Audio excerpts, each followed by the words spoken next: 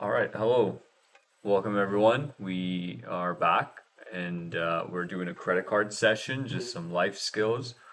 Some students got to see this in person. Most of Yeah. it, we'll get through all of it and get through to the end, but this will be for everyone who wants to watch. So this is all about credit cards. And I think you had the opening. Yeah. Yeah. So we wanted to kind of start by talking a little bit about what credit cards are and how they work, and then later we'll kind of get into some philosophies about some different approaches to the goods and bads of credit cards. But I mean, essentially, it's important to understand that a credit card is really just a loan. So you're really just taking money out. You're borrowing money from the bank and paying it back with interest if you hold that money for longer than a month without paying it back in full. So a credit card, as easy as it is to borrow money, it is borrowed money. So they're just giving you a fancy, shiny looking piece of plastic to make it easy to borrow money from the bank. Yeah, and I guess that kind of just sums up as much. One thing we noticed from that session was it's pretty obvious a lot of young people don't really know what a credit card is or where, perhaps where that money comes from. So we'll get through that. And so when we talked a little bit in that session about credit cards and then what a credit card limit and how, when you sign up for a credit card, the bank is going to approve you for sort of a certain amount of money that you can borrow up to. Like if you're just getting your first credit card, maybe they'll give you $1,000 credit limit where you can borrow up to $1,000 in a given month before paying it back. And so if you have a good credit score, then you could potentially increase that amount if you wanted to and be able to borrow more money. And one actually good question that came up out of that conversation we had the other day was about the difference between credit and debit cards and how, like understanding that a debit card is it's tied directly into your bank account. That is your money. You're spending your money out of your account versus a credit card where you're borrowing money. So how do you repay this monthly loan? I'm gonna keep moving that screen around so kids can read that. So, as Mr. Murphy was saying, the credit card is borrowed money, and credit cards are pretty much purely digital.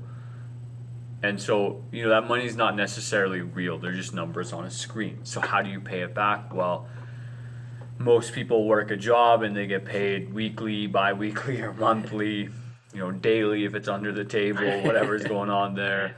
And so you would essentially pay that money back, pay that debt back with the money you actually earn.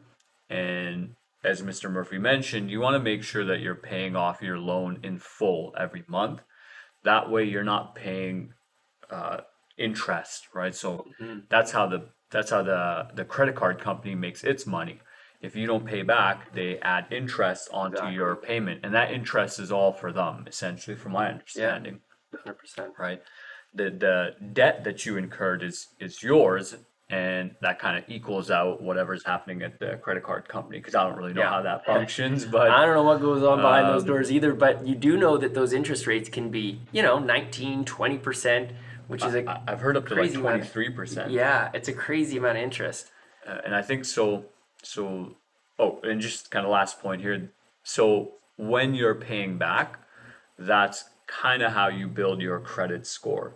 How you use the card, how you pay back, those habits that you develop, that's what's going to, um, develop your credit score.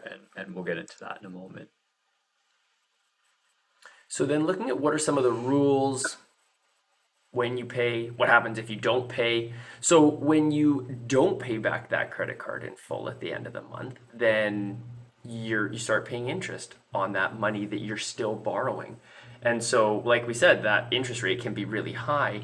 And if you continue to not pay that back, then at the end of the next month, not only do you owe back the money that you borrowed, but you owe the interest, plus they're going to start charging you interest on the interest. And so that's that compounding effect that can really grow really quickly if you're not careful. And so you'll see on your first credit card statement at the end of the month, if even if you borrowed $500, it might say the minimum amount that you have to pay back might be only $10 or $15 that you have to pay back. That doesn't mean that's the amount you should pay back. Ideally, you'd pay back all the money in full. But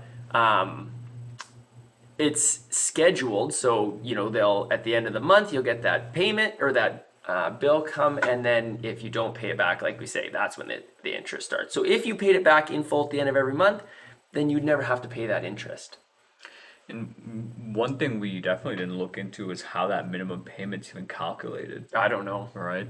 So keep in mind, like the credit card company is looking out for itself Oh yeah. and not you. And so, like Mr. Murphy said, you could spend quite a bit of money and they'll say, oh, well, your minimum payment's like 20 bucks, 30 bucks, 50 bucks, right? And you might have spent like $1,000, $2,000, whatever it is.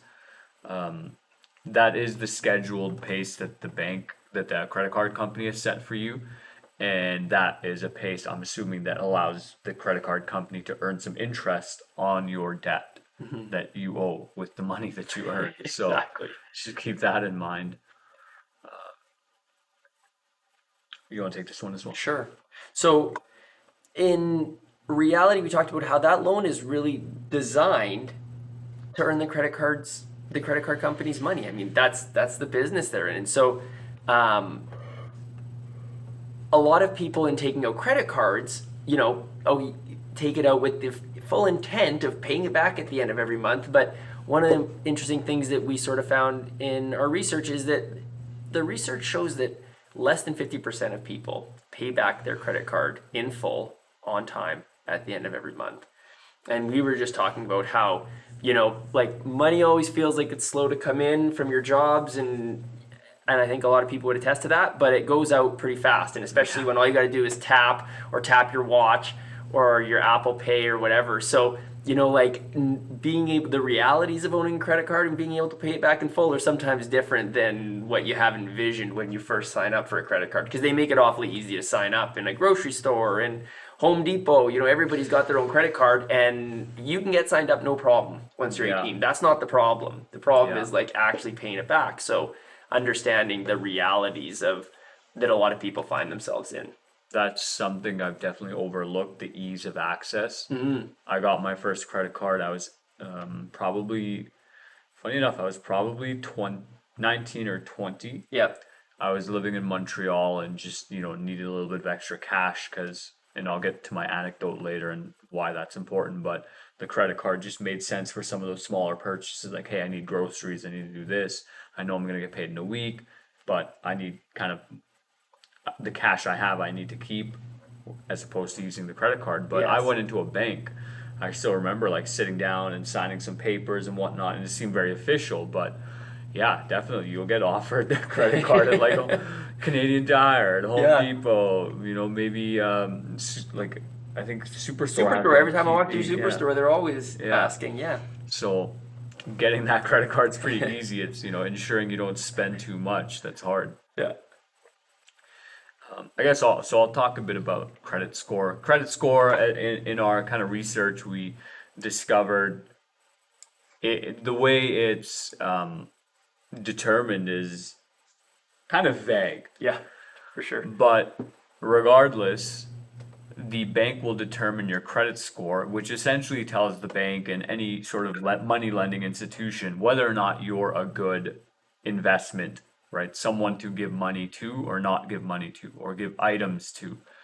So if your credit score is low because maybe you've been missing payments, maybe you haven't been paying back in full, or maybe you've just been spending too much of your credit card. I think our next slide talks about that. Too much of your credit limit.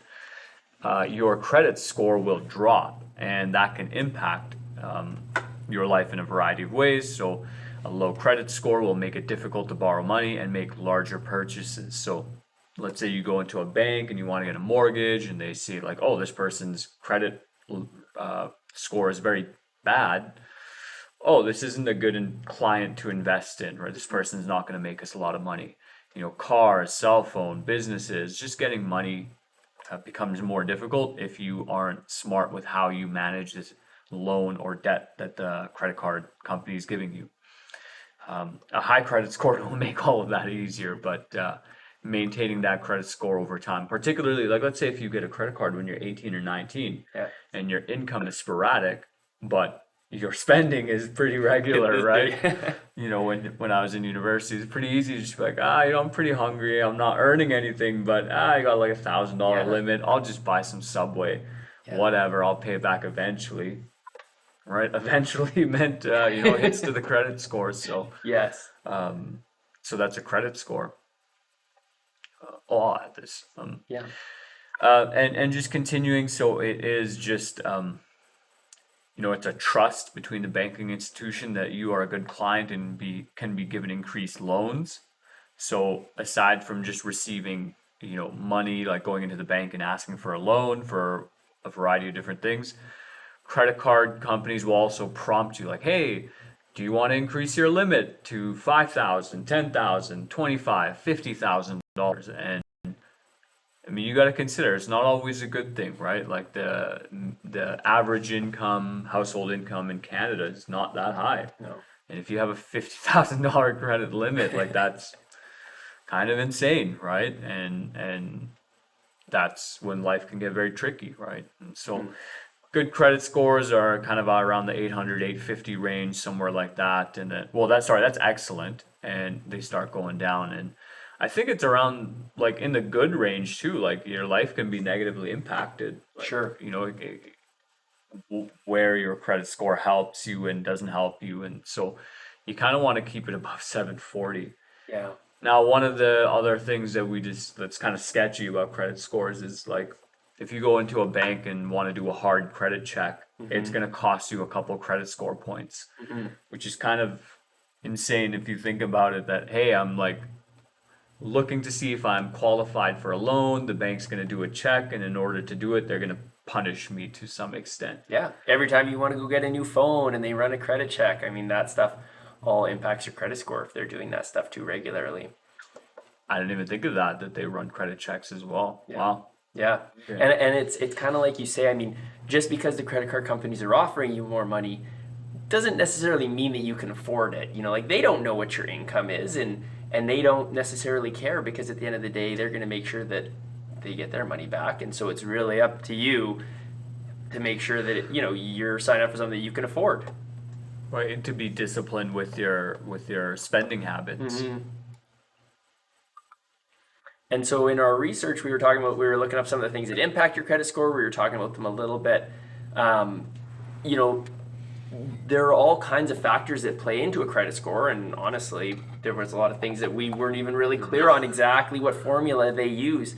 One thing we did find for sure is that, if you're spending over 30% of your credit limit, so that what we call debt to credit ratio, meaning if you had $1,000 credit limit in a month and you're spending over $300 consistently, every month, maybe you're spending $500-600 on your groceries and your monthly expenses, that means your credit utilization ratio is higher than the bank would like to see because they like to see it be below 30%. So you're going to be penalized. Your credit score is going to go down because of that. So if you have a credit card, you got to be mindful of not maxing it out every month. Even if you're paying it back consistently month after month and you're never paying interest, your credit score can still be affected. You can also your credit score could be affected if you're not using your credit card enough. So if you're just have a bunch of unused credit cards sitting in a drawer not being used, the credit card companies also don't like to see that. So that could also be your scores or affect your score. So you can kind of be penalized on either end for using it too much or not enough. And like I say, I don't know the formula, but I do know there's a lot of factors at play and that you have to kind of be aware of that when you're using it. And I want to say we also, in our research for that debt to credit utilization ratio, if you don't pay back and Absolutely. it carries over, that still counts towards like, oh, well, there's like, let's say you spend $500 on a $1,000 credit card, you paid off 30%, that's all you could afford. Well, next month you're already 20% into your credit utilization, right? And so let's say you spend another 500. Now you're at $700. You're at 70% of your credit card. Like that's not good. Right? No, exactly. That not paying it back in full is absolutely going to lower your score. Just like when you're not paying your phone payments and all those other kinds of payments too. Everybody wants to know what kind of a lender you are. So looking into some of the philosophies, philosophy one is one that I came up with, and I'll mention here as I did in the flex session that I learned some things after coming up with this idea, but um, so they absolutely can take it from you when you're gone. That first sentence here is incorrect now. I understand better. I was told by my sister who works in a law office that if you do die with a lot of debt, the the bank will kind of take it out of your estate first. And so it is kind of interesting to think like, let's say if your house is paid off, but you have, $25,000 credit card debt when you die.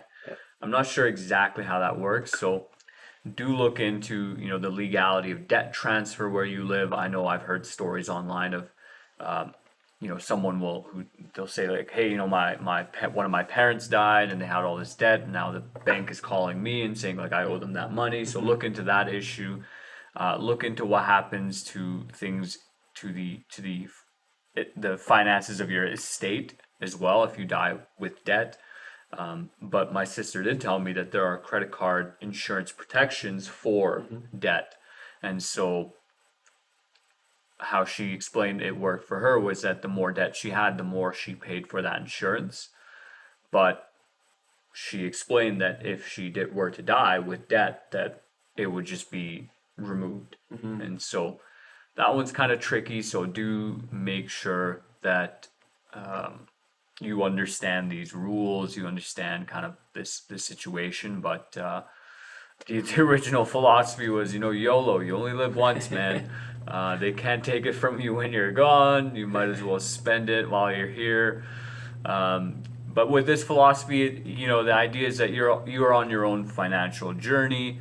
What you're willing to learn, try and experiment with is like, all of that's up to you. And so take ownership of the risks that you take and the failures that occur or successes as well, right? But philosophy one kind of comes down to, you're on this experimental journey through life. You only get one chance, and so try it out, right? And see what you learn, see what you can kind of figure out. Which brings us to philosophy two, which is, like you can avoid, you don't have to get yourself into debt.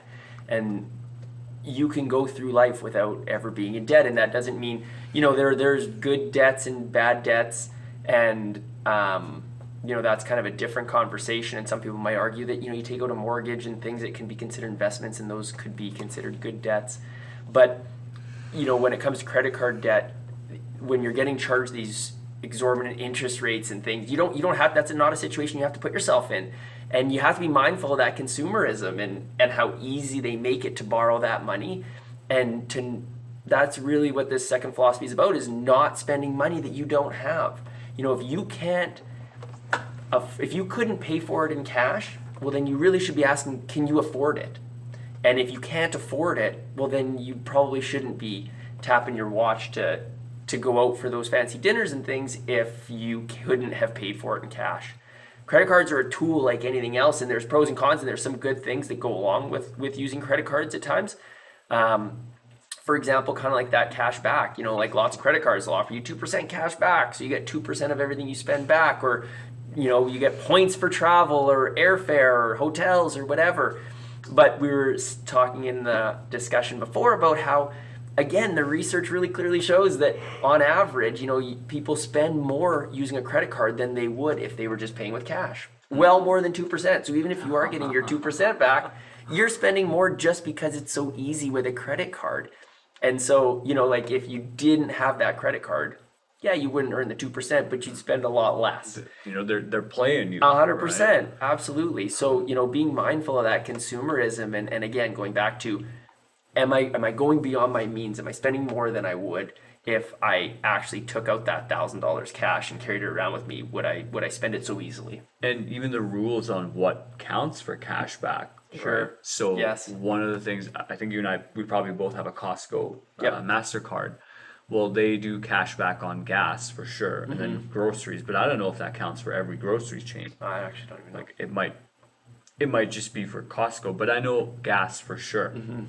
So, if one thing we discussed was if you are going to get like a cashback credit card or have one, maybe use it for those things you get cash back for that are also mandatory expenses, right? Right. So living in Edmonton, driving to Leduc, it's a lot of gas expenses, a lot of Yep. fuel expenses, and you know, for a while I stopped using my Costco credit card on gas, and I thought, hey, well, I get 2% back for an expense that I have to make regardless. Like I might as well use this card. And so, yeah, being mindful of that consumerism, being mindful of spending money you don't have. In the budgeting thing, I talked about just having the discipline to save up that cash money for that, like, or kind of at least have the money available for whatever expense you want to Right. purchase. Which, you know, as we mentioned earlier, it takes a while, right? It might take you 3, 6, 9, 12, 15 months, 2 years, maybe 20 years, right? It might take you 10, 20 years to save up 40 to $80,000 to just put a big down payment on a house, right? Right. And you know, you just got to ask yourself, like, what is your financial situation? Can you afford to put yourself into a jeopardized position, Exactly. right? And there are options where, you can pay sort of in advance on your credit card so that you're essentially kind of borrowing that money from yourself and protect yourself against accidentally getting yourself into trouble. So there's some other strategies that you can look into too if you want to have some of those benefits of a credit card and the protection against fraud and things like that, but without risking putting yourself in debt. There was a point I wanted to mention as well, but it might be better to talk about it later. We were talking with someone in the staff room who mentioned they have, I don't know if it was you who said this, but someone knows someone they're connected to. Instead of having a credit card, they just have a line of credit. Do you know who was saying that? No, I can't remember. Do you remember this? Yeah. Which is an interesting strategy that I've never heard of, because a line of credit is also a loan from a bank in some manner or form. I'm not very familiar with these, but their insurance, or not insurance, Interesting. the interest is a lot lower. And so if you do have that debt for longer, it impacts you less significantly than, let's say, a credit card, which might have 21, 22, 23% Right. interest rates. So when Exactly. it comes to the question of do you really need a credit card, like, financial education is probably the most important thing, Yeah. which is what most people don't have when they get a Yeah, credit card. exactly. And understanding that there Yeah. are other tools out there. Like I say, I'm not a financial expert and not looking to necessarily give financial advice, but you do have to know that there are there are lots of tools out there, and they all have their own benefits and pros and cons and risks associated with them. So yeah, exactly. You got to educate yourself. The third philosophy is, managing if you want to use the bank's money versus your own. And so part of this philosophy includes that a lot of credit card companies have, like, they have insurance protections, they have safeguards on, whatever you want to call it, money, lending you money, whatever, these digital numbers that they produce on a screen. So what we mean to say by that is, like, let's say, so I just went on a trip recently.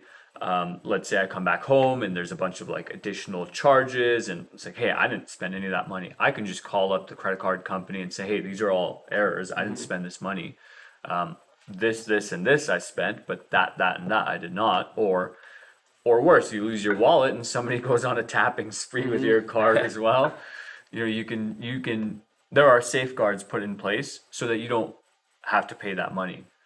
Obviously, educate yourself on what that is as Yeah. well. Yeah. But just know that if it's your cash money, the money that you earn from your, however you earn it, and it's in your bank or whatever, it's in your wallet. When that's gone, like, that's entirely on you, right? So that's your mistake, and there isn't a system to say, oh, $800 went missing from your checkings account. Well, we'll just fix that. It's like, Yeah. no, they won't, right? If $800 went missing, tough luck, right? You're eating rice and bread until Exactly. the next paycheck if you're in that situation. So there is something to be said for using the bank's money, using the credit card company's money versus using your own. And so my own kind of personal anecdote here, there's me floating around. So my own personal anecdote comes from when I was traveling. I was fortunate enough when I was around 21, I got to do some extensive traveling. I went to several countries. I went to different continents, and so I was also young in university and kind of broke, and so it occurred to me pretty early on that I should use my credit card for things like, booking hostels, booking flights, and essentially any kind of expense that I had to make anyways that was large, rather than using the cash on hand. And the reason for that was because if, let's say I, lost access to my devices, like phone and laptop, which had my, boarding passes and all that information for where I'm gonna go fly next and whatnot. Let's say I lost my wallet or my passport. That digital cash doesn't mean a whole lot if you need help from a person. People don't carry around credit card terminals like, oh, you can just tap right here, right? No problem. So cash is really king in that regard, that if you have cash or precious metals, that, these are things that are very usable, right? Another example could be a couple of years ago in Texas, there was a winter storm, and all the electricity, the grid is down. Even it happened here recently too. Yeah. Well, for everyone who taps a card, it's like, well, nobody cares about your piece of plastic. I was gonna say, it's right? just a piece of plastic at that point. And if the situation's really bad, no one cares about your paper cash, your Yeah. plastic cash, and so there are levels to kind of consolidating your own wealth and keeping it in a tangible format, right? Where you can actually spend it in case there's an emergency, or keep it away from the bank's eyes, right? Or whoever else. So that's just my own personal anecdote on making sure that you have some amount of cash on hand in case, whether it's in the bank, whether it's in like my friend was just telling me Wealthsimple has a cash account that builds 4% wealth with interest, and Yeah. just so part of, again, in the budgeting video, which I have recorded, still need to release, but having a bit of a cash reserve somewhere safe protects you, and then using the bank's money in case you're in a situation where you need that cash, and it's very important to have a little bit of money as a safety net. So just manage that desire as well when you're thinking about using the credit card. Absolutely. Do you want to add anything to that? No, I think that's it. That's good. And so when it comes to signing up for a credit card, you got to realize that that's your name you're putting on a card. When you sign on the dotted line, you're on the hook for paying that back. And so, that means that if you don't pay it, they're going to come knocking on your door. And so you just don't want to end up in a situation like that. So realizing that, they make it easy to sign up, but that doesn't mean that, the paying it back is easy. No. Paying back, several $1,000s can take years. Yeah, it's a lot of money. That's a lot of money you can rack up pretty quick. Another thing that we discovered from one of our fellow teachers here is that the credit card company is not like the bank, credit card company. They're not going to call you to be like, hey, a card was opened in your name. One of these stories that we heard was that a spouse, so someone's marital partner, had opened up a credit card using both names and then maxed it out and then went like kind of bankrupt, I think. Yeah. Or just ran into a lot of financial problems, and this was a doozy for the person whose name was on the card that was not aware that this card existed. And so, one of the sad realities is there's likely not a lot of recourse in that situation. And maybe some of those signatures were forged. I don't know, like if there's a signature situation, but yeah, if your name is on that credit card, regardless of if you're the one spending, or even if you have a joint bank account, right? Joint accounts, whatever the situation is, you're still on the line for that. You're on the hook for whatever happens with that card that's under your name, right? Including like losing your wallet and Exactly. Not just throwing your signature around without thinking about it. And like you were saying, I think there are a lot of benefits of a credit card. We talk about a lot of the difficulties that they can get you in, but there's a ton of benefits. And there are a lot of it can protect you from things like fraud, and you can get those cash back benefits that you don't get with debit and you don't get when you're spending cash. And so if you're spending your money to invest and try and build a business, there, you can use a credit card as a tool. But realizing that you got to balance that with the other risks that exist out there. And yeah, when you're on this journey through life, and some people will choose to open up businesses and learning the importance of getting that money from the bank as a loan to your business rather than using your own personal money, because bankruptcies are a little bit different when it's a business versus an individual.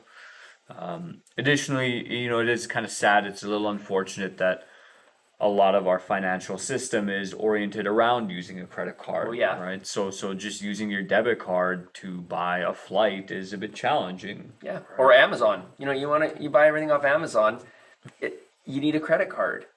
I didn't even I don't consider even that, know but if you yeah. can do you use a debit card online. I've never tried. I don't even know, but it's certainly easier to use a credit card for all those kinds of things, which, make your life easier in a lot of ways. But that one-click purchase on Amazon, you got it. You have to be really mindful of that, because I just did that this morning. so did I. Know I do it all the time. It's really convenient. So But it's the same cash you'd be spending if you walked into a store and spent cash. So yeah, so that's just something to be aware of with credit cards.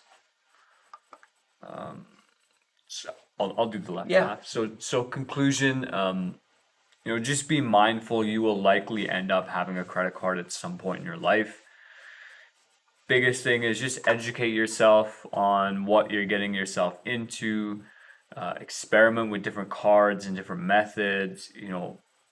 Unfortunately, I still have the same credit card from when I was about 19, one of them, which has a high interest rate. And I've known for 2, 3, maybe even 4 years that I gotta sit down, look at some bank information and figure out what's a bank that offers a credit card with a lower interest rate, and then how do I start dealing with this?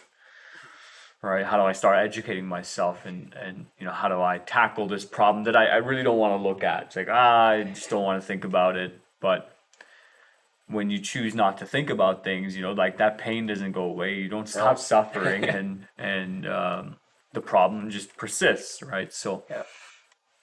educate yourself, experiment, and don't be afraid to close a credit card or an account at a bank. That's entirely possible. You can tell banks that, hey, I'm transferring over to this other bank, and don't be afraid to make changes. Don't feel guilty, right? It's a business.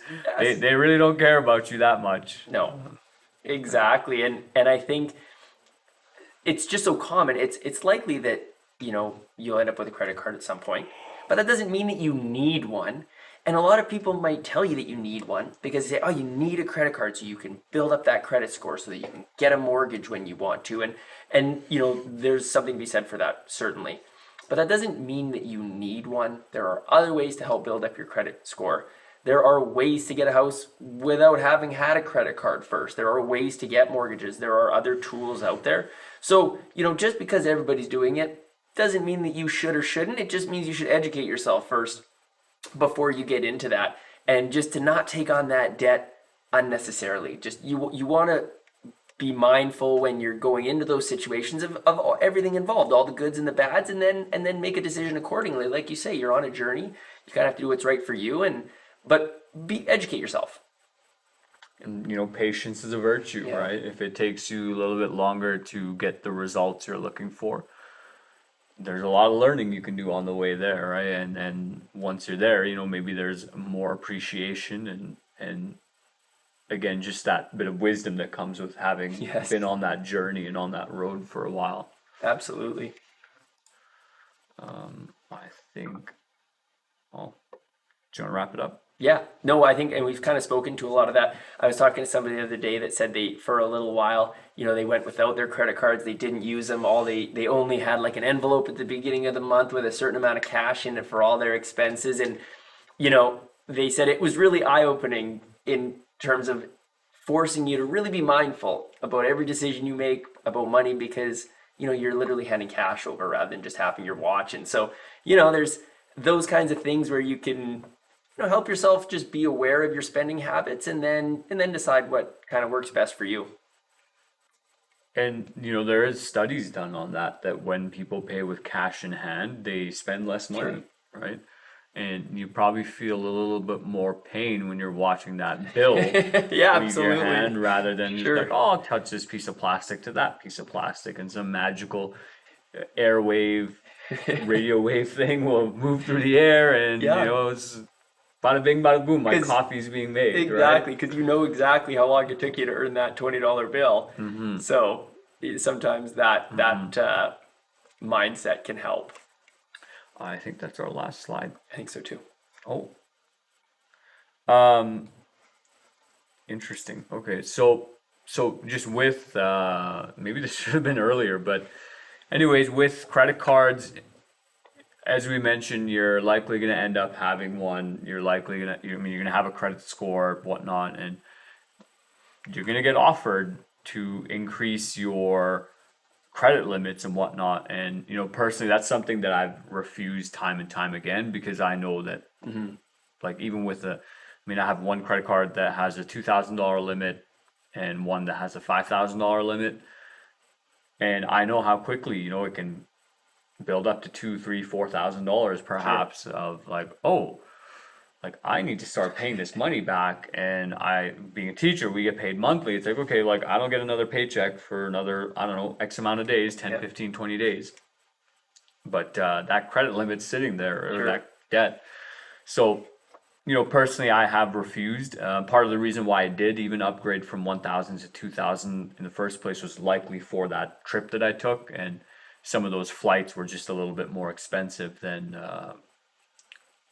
my $1,000 limit. And so just be mindful of the choices you make, and make sure, you spend a little bit of time just being thoughtful about what you're doing and, perhaps why you're doing it. Absolutely. And I think that brings us to the end. All right. Thank you. Thanks for tuning in.